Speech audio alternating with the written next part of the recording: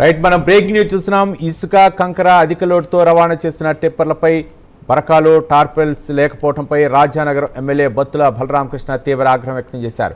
పరిమితికి మించి high speed ఓవర్లోడ్తో వెళ్తున్న పలు వాహనాలను నేరుగా ఆయనే ఆపి ఆకస్మిక తనిఖీలు నిర్వహించారు.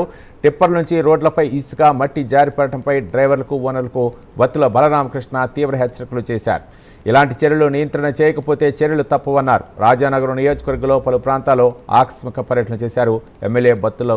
ప్రమాదాలు నివారించడం కంటే కఠిన చర్యలు తప్పనిసరి అని అధికారులకు ఆదేశాలు ఇచ్చారు.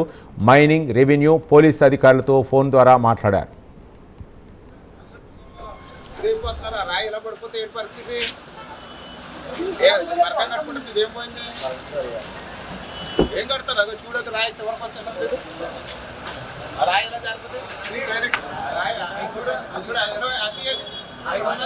ఏ ఊరి నుంచి వస్తుంది ఏంటది? అది రోడ్లకి కాంక్రీట్.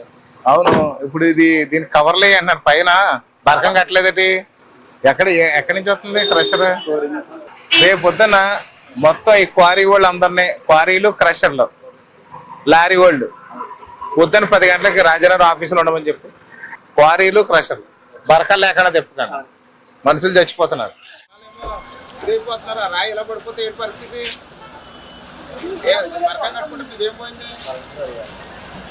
ఏం కడతారు? చూడదు, రాయి చివరికి వచ్చేసరికి రాయి ఇలా జరిగిపోతే